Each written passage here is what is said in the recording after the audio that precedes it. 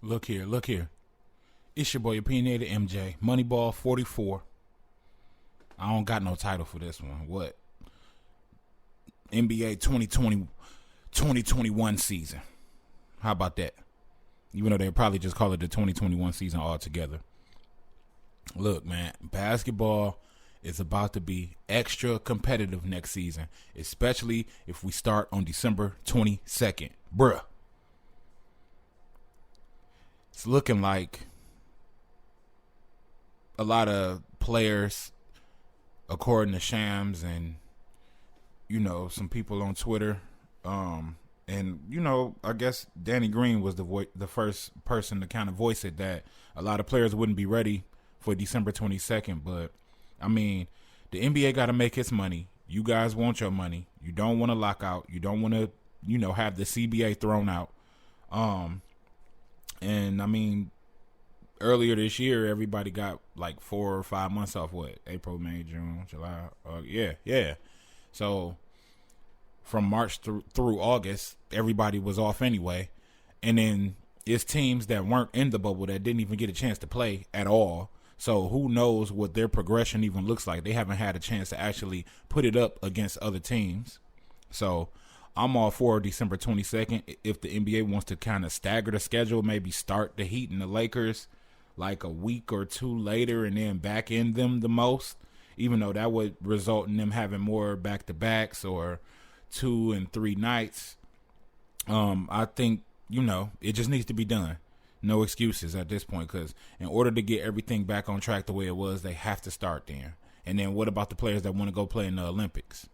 I mean, we can consider the bubble as the Olympics, and then poof, here, you back, training camp, let's go. You know what I'm saying? Like, you guys had time off earlier this year. I know a select few players were definitely staying in shape, and I'm sure they will be fine going into the next season. That means that you will still be in shape, for the Heat and the Lakers specifically. I just wanted to bring attention to the new hirees. Stan Van Gundy for the Pelicans, Ty Lue for the Clippers. It's time to really see what you got as far as a coach.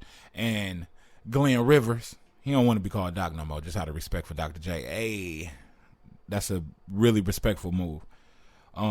He's with the Philadelphia 76ers. I'm sure y'all all know that by now anyway. I think I don't know if Jeff Van Gundy is going to get the Rockets job.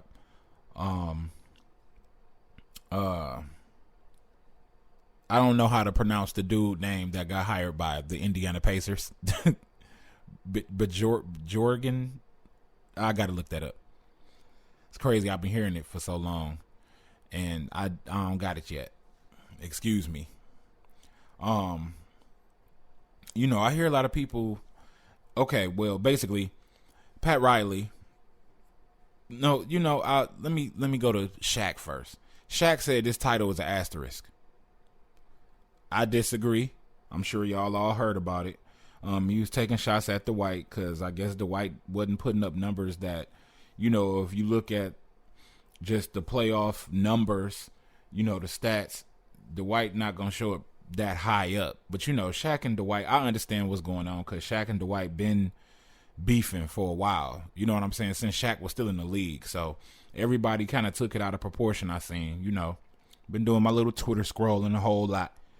And a lot of people is just like, oh, Shaq, you should actually be giving them praise. And I mean, I understand because I'm a Kobe fan, and Dwight Howard had the opportunity to have the Lakers be his team. They put up billboards and stuff, bro.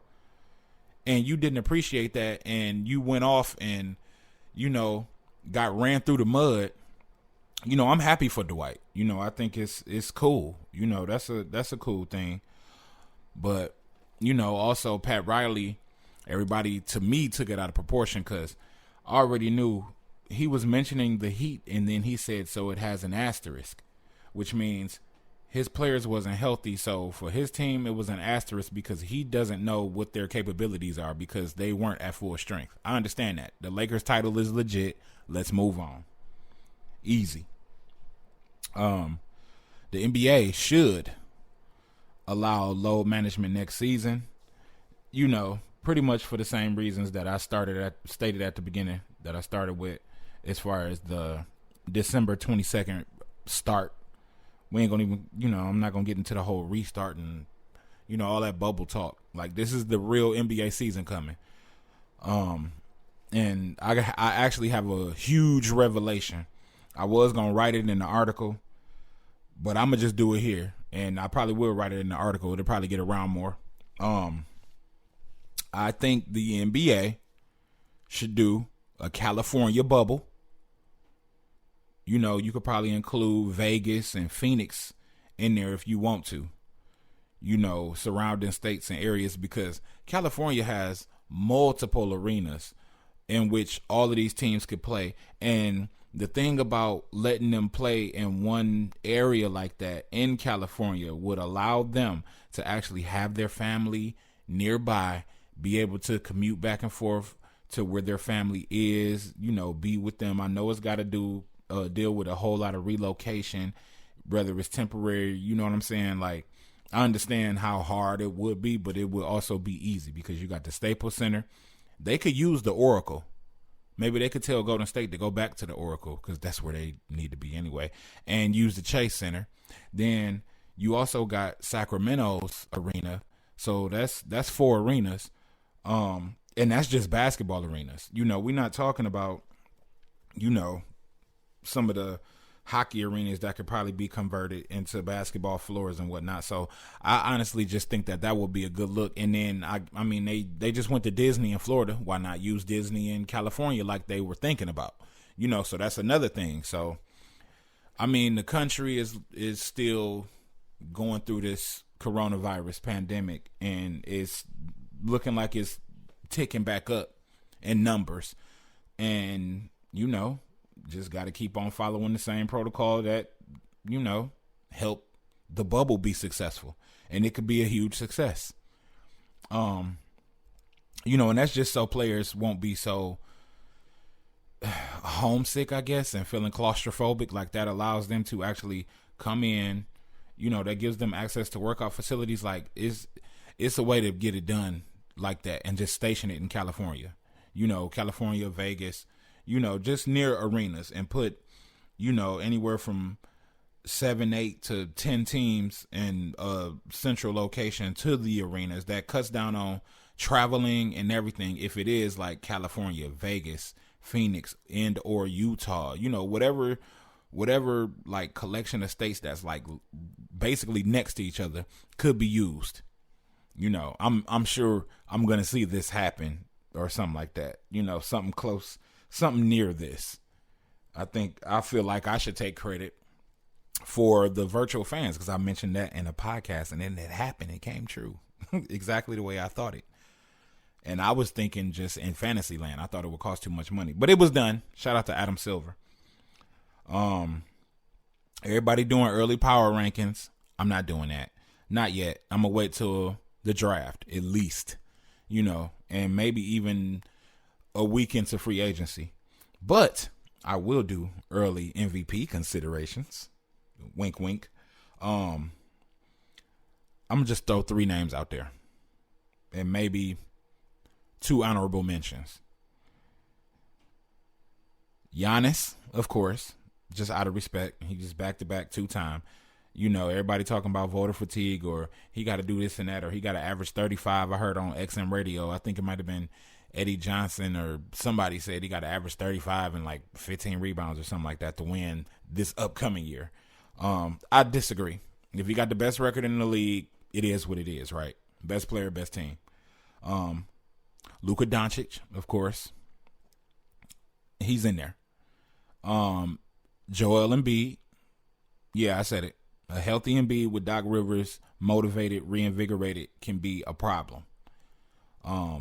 And my 2 honorable mentions are, you guessed it, Steph Curry, LeBron James. And this is in no order. I just threw those names out there. I've been real big on big men. I'm not sure what podcast I could try to pull out the vault and prove it. But I've been saying that everything is going to end up coming back to the big man. And here we are. You know, Jokic, Bam Adebayo, Joel Embiid, Karl Anthony Towns, Kristaps Porzingis, soon DeAndre Ayton. If he get his act together, Mo Bamba. Like, I could go down the list. You know, we're looking at James Wiseman coming into the league. And it's other players sprinkled out throughout the league that, you know, without their big man, Rudy Gobert, you know what I'm saying? Next year, Memphis will be starting without Jaren Jackson due to injury. Jaren Jackson Jr., to be specific. You know, the big man the center position should never have been written off with an all-star ballot and basically just written off like it was meaningless. So hopefully y'all get that together. And just being a big Twitter head, really getting into debates with my boys. Shout out to Reezy, Steve, Neil, Red, Jay Graw, everybody, Maurice, all of y'all. I could just hear y'all now. Michael, all of y'all. Look, I think I might be done with the GOAT debate because it's never ending, and I think it's not helping anyone's cause because everyone is compared either to Jordan or LeBron, and it's no in between, and you're held to those standards. This is the LeBron standard that we're currently watching, where everyone is trying to beat LeBron and or maintain the longevity and durability that LeBron has attained. Let me tack that on there. That LeBron has attained by focusing on his training, his health, everything, recovery. That's a big thing. That's something that these players now will be able to adopt themselves if they're serious enough. Paul George. And, you know, just carry it on. And then as far as Jordan is concerned, or LeBron is concerned, he's on the Jordan standard where he's trying to chase Jordan. And personally, you know, like I said, I'm not going to get in the conversation no more, but I'm going to just say this one last time. Jordan is my GOAT. And honestly, I would say Kobe is my GOAT. But at the end of the day, I look at them as one and the same. Kobe is basically an extension of Jordan. He's what we would have seen from Jordan if he played from 96, you know, on up. You know, I'm not going to say, oh, and then he had an Achilles, all that. We're not going to go that far. But, you know, I'm going to just put a close to it because, you know, you'll hear something like, you'll hear Jordan basically defer every time they ask him, oh, so who do you think the greatest of all time is? And he's just throwing out names of people he didn't get a chance to play against, and it's unfair to try to compare eras because I didn't play in his era and I didn't play against him, and he was the best player of that era, and we never got a chance to go at it, you know, at prime and whatnot. And then, you know, you have players now, you know, like I guess it's LeBron and KD right now. KD didn't necessarily say he the GOAT, but he did just allude to, I beat LeBron back to back in the finals. So what does that make me? You know, and that's a question. What does that make Kevin Durant? If you listening, tell me what you think it is. What does it make him? And then LeBron felt like after the 3-1 comeback that he was the GOAT. So this era is full of people self-declaring themselves as something, whereas Jordan is like, eh.